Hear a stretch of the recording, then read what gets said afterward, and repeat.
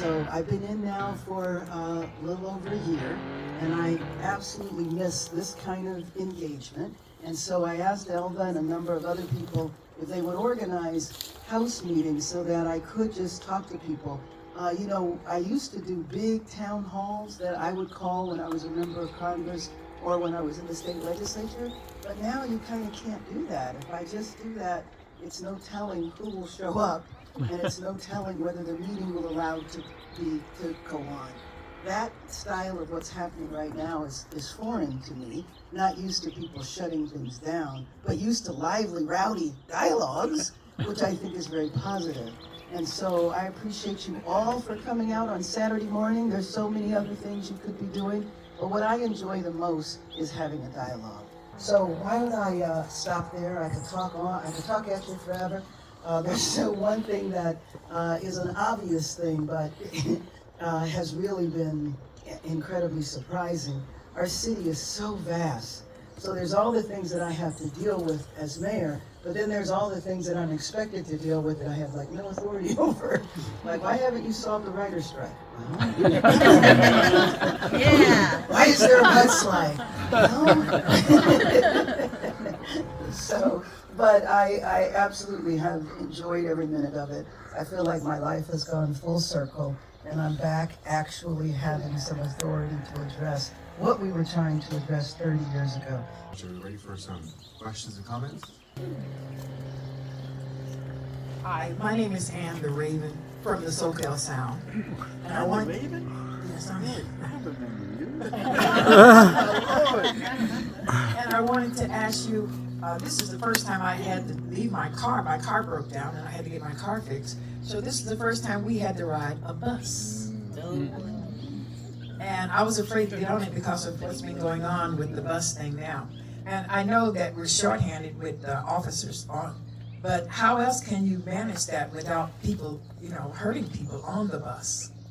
And I have one other question before that is answered is, what kind of music do you like?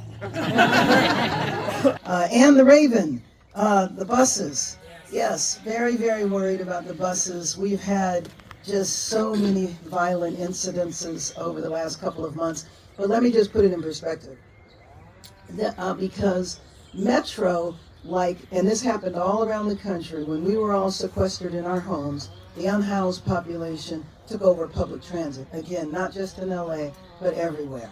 And so when I first joined Metro, and by the way, one thing that's been funny about this job is I keep finding I got more jobs. So a couple of months after being sworn in, I found out I was now the chair of Metro. It's like, I have a big transportation background. Not. But in Metro meetings, 95% of what we talk about is homelessness. So I was right at home. But basically, the crime that took place on Metro was not violent crime. It was crime related to, fare jumping, but that was a little bit. But a lot of it was substance abuse, mental illness, and the unhoused population. And so Metro beefed up social services, Metro beefed up housing so that there were people that could actually help somebody get temporary housing. Metro started the ambassador program, and all of that was working very well. But crime cycles. And so in the last couple of months, we've had a spike, and the character of the crime has changed and become violent.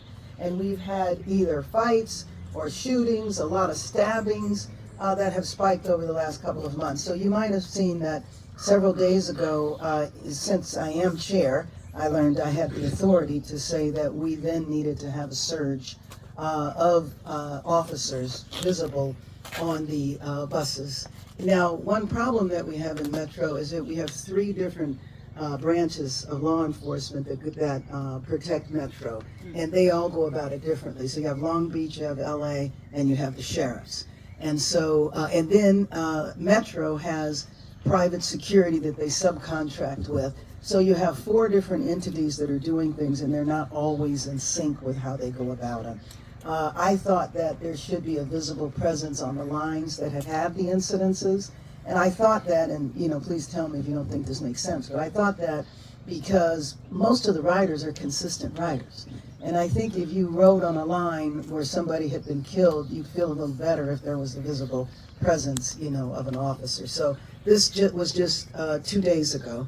So I don't think anything great changed. But I'll tell you, I had a press conference announcing this in the morning, and 6 hours later, somebody was shot and killed on Metro. So I believe when crime spikes, you have to address that. You can't sit there and talk about root causes and all that stuff in the middle of a spike. You got to do that, and then get to the quality of life crimes, different and later. And so one of the things that's up for discussion in Metro is whether or not Metro establishes its own police department, which used to exist before, so that you don't have so many different entities. So that's something that's up for discussion. And I really like all types of music. I like the oldies but goodies, Nothing but blues. And I have one thing to say. I think you're awesome. Oh, thank you. I just think you're awesome. Thank you. I really appreciate that.